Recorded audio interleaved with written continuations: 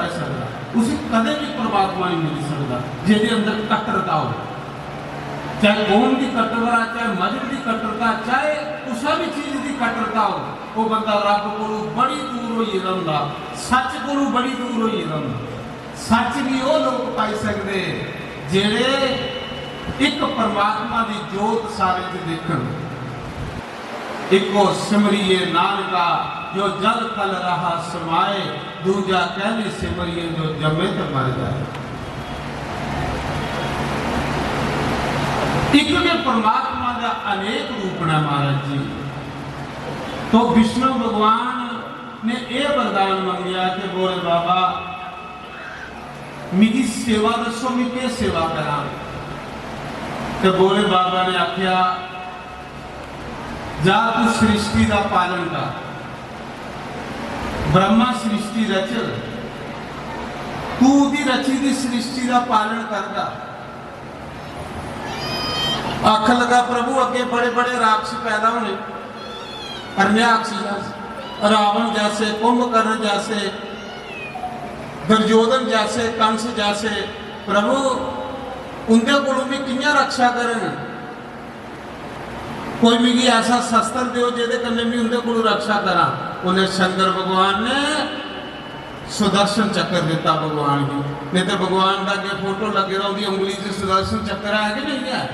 ये जो सुदर्शन चक्र है ये शिव जी ने दिते दा कि जा जिसले भी इस धरती पर पापी लोग आवन, जिसले भी इस धरती पर आतंकवादी आवन, उसले के ये सुदर्शन चक्र कने तू उन्हें खत्म करेगा। कंस जैसे, रावण जैसे इस सुदर्शन चक्र कने तू मारे। ये भगवान ने विष्णु भी अपना भगत बनाई। इस तरीके कने विष्णु भगवान ने जिन्हें शंकर बाबा की पाया ते घर आए। विष्णु की पत्नी लक्ष्मी, लक्ष्मी ने सोचा मेरा पति भगवान की पाई आया तो मैं कहती रहा मैं भी भगवान की सेवा करनी है, मैं भी पूजा करनी है। लक्ष्मी भी चली गई तपस्या करने जंगल हिमालय। विष्णु भगवान ने कमला के फुले कने पूजा की शंकर बाबा की, तो लक्ष्मी ने बिल पत्थर कने की। क्या कने बिल पत्थर, बिल पत्थर में लक्ष्मी का वास। जिन्हें तुम बिल पत्थर शंकर भगवान ने चढ़ाते हो, थोड़े घर लक्ष्मी आती है तो गरीबी कटती है। बिल पत्थर चढ़ाने वाले के घर कदे गरीबी नहीं आती, बिल पत्थर चढ़ाने वाले के घर कदे दरिद्रता नहीं आती। लक्ष्मी माता ने इस सावन मास के विच सुनी लाओ कि सावन महीना शिव जी क्यों प्यारा है, सुनी लाओ।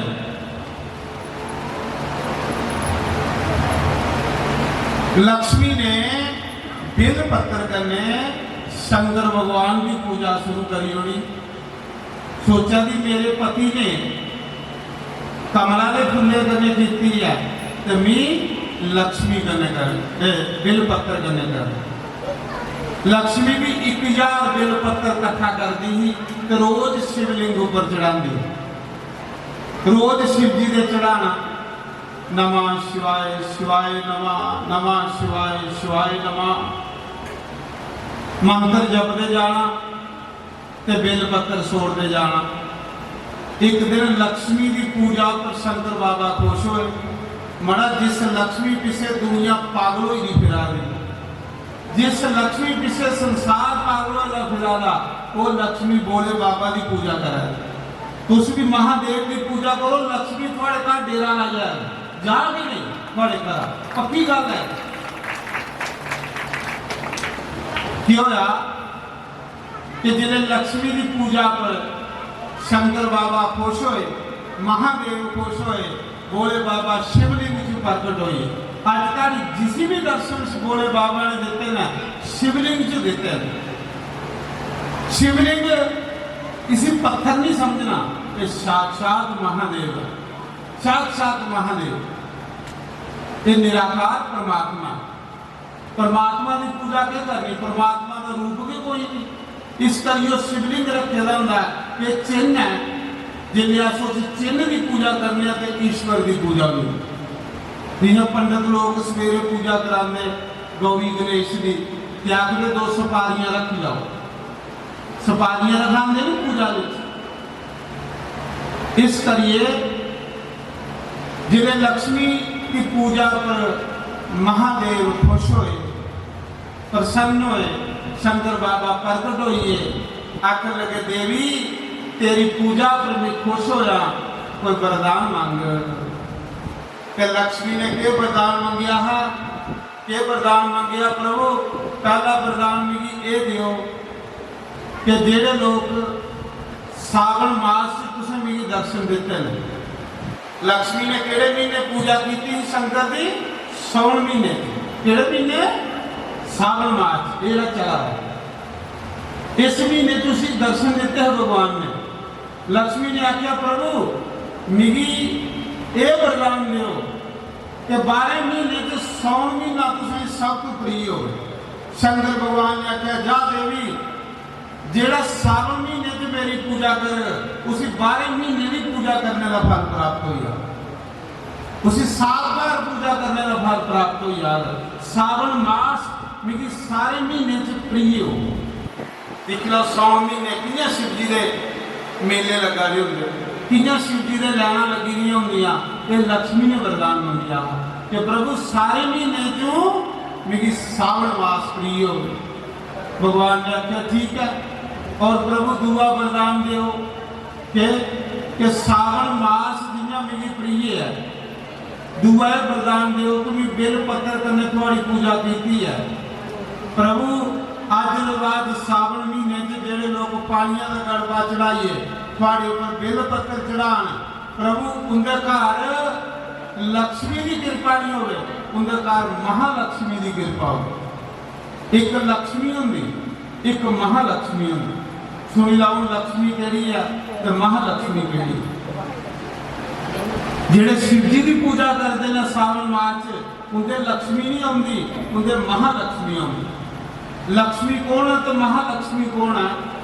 लक्ष्मी वो होंगी जेड़ी आती ते गलत कम्मे च लगती, मुकदमे च लग, थाने च लग, कोर्ट कचहरी च लग, उसी लक्ष्मी आ गई। जुए च लग, शराब च लग, ओदी लक्ष्मी। ते महालक्ष्मी की होंगी? महालक्ष्मी वो होंगी जेदे घर महालक्ष्मी आती वो इहे काम करांदी जेड़े अज वाले सतवा सत्संग कीर्तन तीर्थियों पर लग, भंडारे च लग। जिन्हें लोगों के घरे महालक्ष्मी का वास होवे उन्हें लोगों का पैसा ठीक जगह लगता। क्यों कि शिव जी ने आख्या जेड़े बिल पत्थर करने सावन मास च मेरे पूजा करन उनके घर महालक्ष्मी की कृपा होवे। उनके घर जेड़ी लक्ष्मी आवे ना वो अच्छे कामों च लगे, वो कथा च लगे, वो तीर्थियों पर लगे, वो भंडारे च लगे, वो यज्ञ च लगे, वो पूजा पाठ च लगे। इसी महालक्ष्मी आ क्योंकि वो महादेव है जिहदे कन्ने महा लगी जाता शब्द। महाशब्द वो कन्ने का लगता जिहड़ा महादेव की पूजा करे, जिहड़ा महादेव की पूजा करे वो कन्ने का महाशब्द लगता है।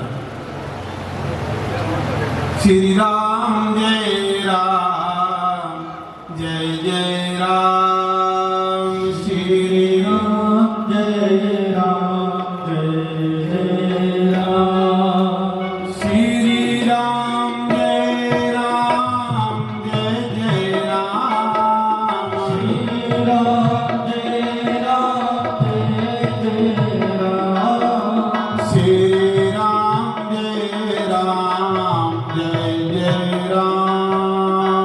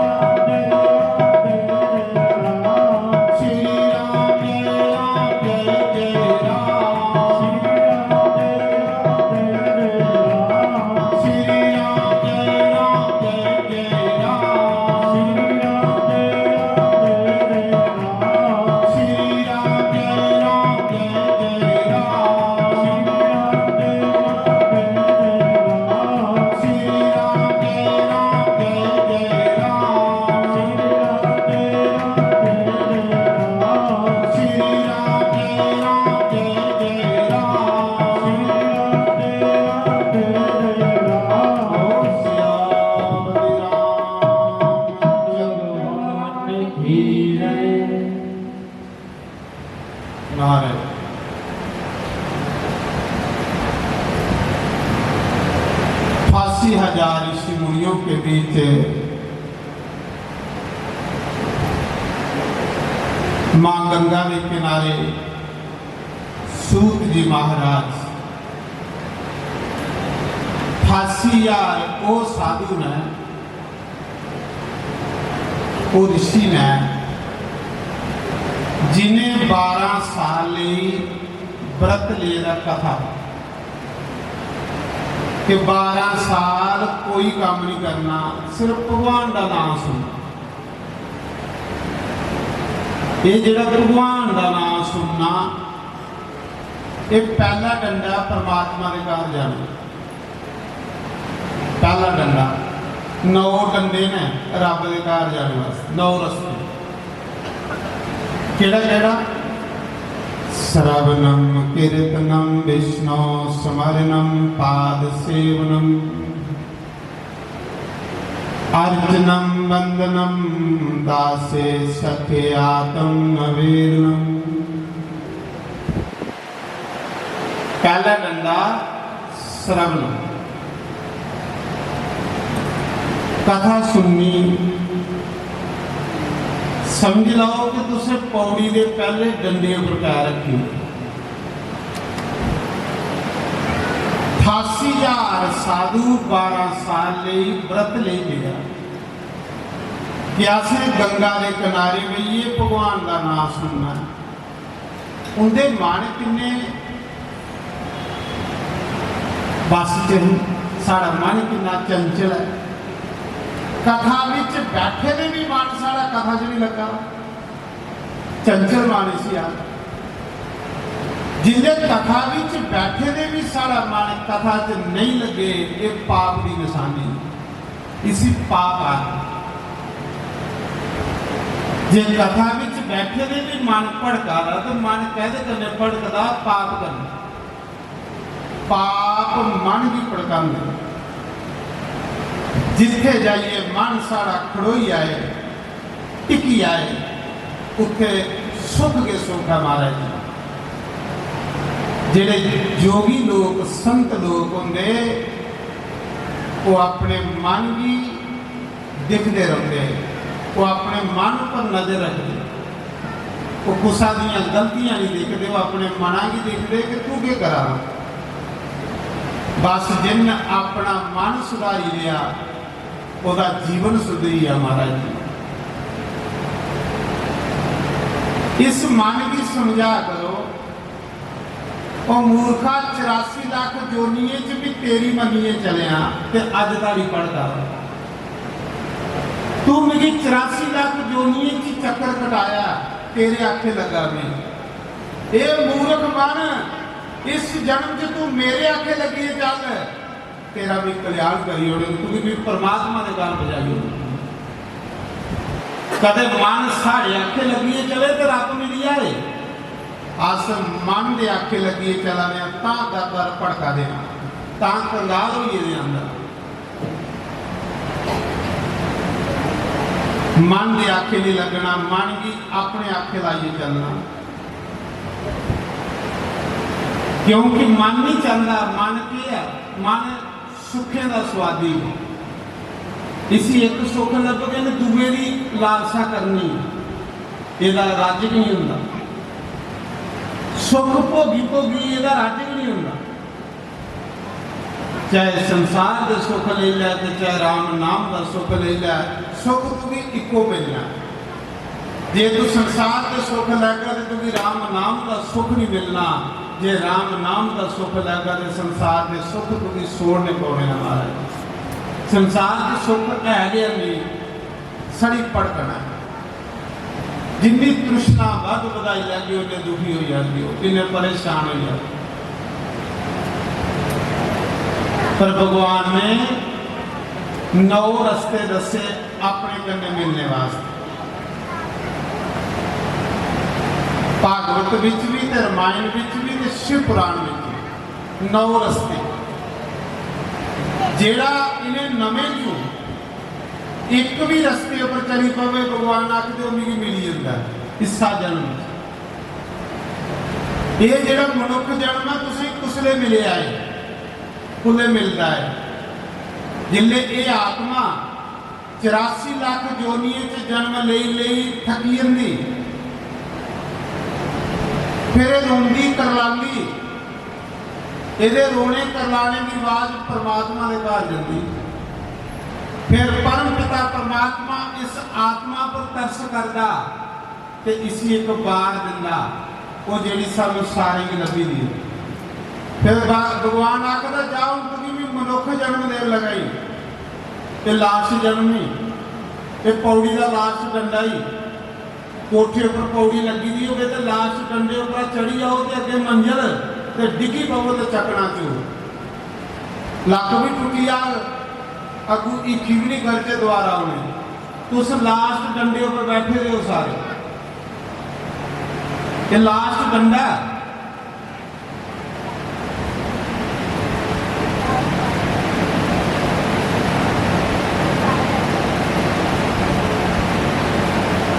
तो सब तो पहले मैं महंत श्री रमेश दास जी उनका बड़ा बड़ा धन्यवाद करूं। साढ़े विच महंत श्री रमेश दास जी जिन्हें बड़ा बड़ा योगदान इस ग्रां की दिते है, इन्हें ये जी मंदिर ले जगह दान की थी। ताड़ी मारो महाराज जी सिकंद पुराण च लिखेगा कि जेड़ा गवा के खुरा जिन्नी भूमि दान करता है, गौ का खुर कितना इन्ना होगा, जेड़ा गवा के खुर जिन्नी जमीन मंदिर ले दान करता, गुरुद्वारे ले दान करता, आखदे उस दियां 100 पीढ़ियां इन्ना चिर भगवान के घर बसदियां जिन्ना चिर सूरज चंद धरती की आजू है। महाराज जी सूरज चंद धरती की आजू खत्म थोड़ी होनी, इन्ना चिर वैकुंठ लोक च खल भी नहीं डिगते जिन्हें कुसा मंदिर ले कोई इंच जमीन दान की हो। धन्य महंत रमेश दास जी जिन्हें इन्नी जगह मंदिर ले दान की है। अज बईए कीर्तन वाले ने, सत्संग वाले ने, परमात्मा दियां कथा वालियां ने। महाराज जी ये लिया कर्म ओदे कोलों हुंदा ही जिहदे उपर शिव जी दा हत्थ होवे, सारे लोग नहीं हो कर सकते। कोई बिरला बंदा इसी के सूरमा आखदे, आखे था ना कबीर ने भक्ति करे कोई सूरमा, कामी क्रोधी लालची इनसे भक्ति ना होई, भक्ति करे कोई सूरमा। ये सूरमे होंदे ये ले जेड़े कुछ दान करिए जान महाराज। तो मैं महंत रमेश दास का बड़ा बड़ा धन्यवाद करूंगा कि परमात्मा की प्रार्थना करूंगा बोले बाबा अगे के हे महादेव इंदियां 100 पीढ़ियां तो तुसें आखे दा कि स्वर्ग भी जंदियां, पर जड़ियां आने वाली 100 पीढ़ियां ना वो भी स्वर्ग ही जान। परमात्मा मैं प्रार्थना करना कि जिन्हें इतना सोहना मंदिर ले स्थान बनाई उड़े इकट्ठे होइए बईए तो सराब रामत कर। तो ऐसे लोग जेड़े होंदे ये मनुख के रूप में भी कोई देवता नहीं होंगे, सच नहीं आखा तुम। उस ऐसे ने जेड़े समाज भी दुख देंगे, समाज का नुकसान करते, वो मनुख के रूप में भी राक्षस होंगे, उनके मनुख पर राक्षस होंगे। तो जेड़े ये महापुरुष होंगे ये मनुख के रूप में भी कोई देवता धरती पर आए होंगे जेड़े समाज की फायदा दे रहे होंगे, लाभ दे रहे। देवी देवता होंगे चोला मनुख का होंगे पर बिच इनके देवी देवते का वास है। तो मैं गल कर रहा 9 रस्ते दसे दे भगवान ने अपने कन्ने मिलने की, तुम भी सुनी लाओ तो ये हो केड़ा रस्ता हो, तुम भी ओकड़े रस्ते पर चले हो जेड़े रस्ते भगवान ने दसे देना। चली पढ़ कर की भड़काने अस उसा रस्ते पर चलते जेड़े रस्ते भगवान दसी है। मैं भगवान की गल सुना रही अपनी नहीं सुना रहा। देखो भगवान की आखा है केड़ा केड़ा रस्ता हो जेड़ा तुसें सैल लगता हो एक फड़ी लाओ रब कार पुजी आगे। केड़ा केड़ा रस्ता जिसले भगवान श्री राम मनुख नहीं मनुख के रूप में भगवान गंगा नदी नहीं है नदी के रूप में भगवान राम मनुख नहीं मनुख के रूप में भगवान कहली के रावण ने वरदान मंगे रहा कि मेरी ब्रह्मा विष्णु महेश कुशा देवी देवते के हथे मौत नहीं होवे। मेरी मौत होवे तो एक मनुख के हथे एक बानर के हथे। तो फिर रब की मनुख बनने पे रावण की मारने वाला